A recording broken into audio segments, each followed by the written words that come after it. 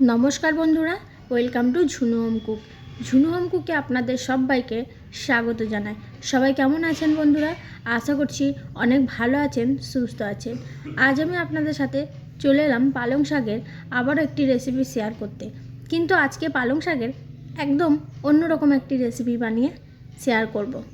অনেক দিন ধরেই ভাবছিলাম যে পালং শাকের এই রেসিপিটা এইভাবে বানাবো, তাই আজকে বানাবো আর আপনাদের সাথে শেয়ার করব।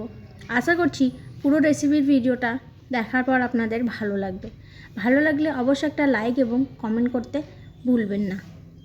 পালং শাকের এই রেসিপিটা বানানোর জন্য প্রথমে আমি এক আটি মতন পালং শাক কেটে ধুয়ে জল ঝরিয়ে নিয়েছি। এদিকে নিয়েছি বেগুন, মূলো, আলু এবং গাজর।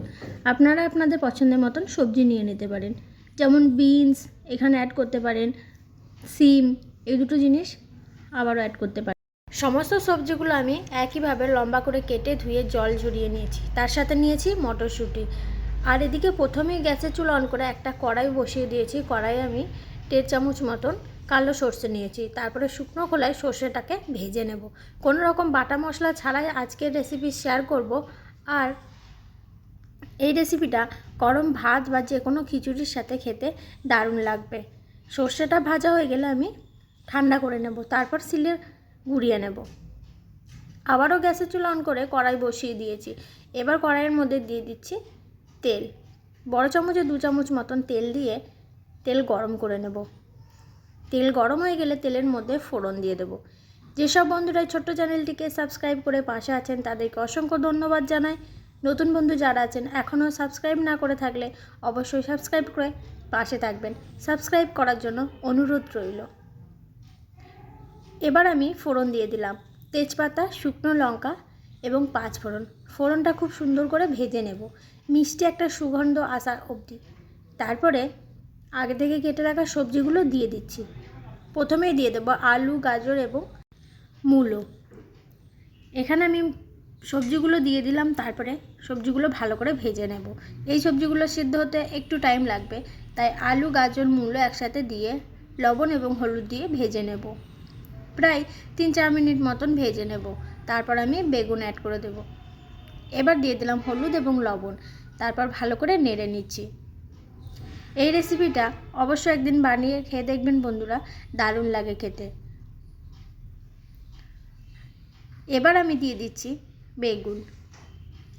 বেগুনগুলো ঠিক আমি একইভাবে লম্বা করে কেটে নিয়েছি। বেগুন দিয়ে আবারও আমি কিছুক্ষণ ভেজে নেব। তারপর সবজিগুলো ভাজা হয়ে গেলে এখানে আমি গুঁড়ো মশলা নিয়েছি। লবণ, লঙ্কার গুঁড়ো, হলুদের গুঁড়ো, ধনিয়ার গুঁড়ো এবং জিরের গুঁড়ো।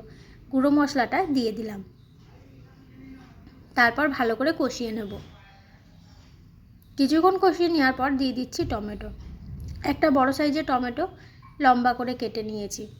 টমেটো দিয়ে কিছুক্ষণ কষিয়ে নেব সামান্য পরিমাণে জল দিয়ে।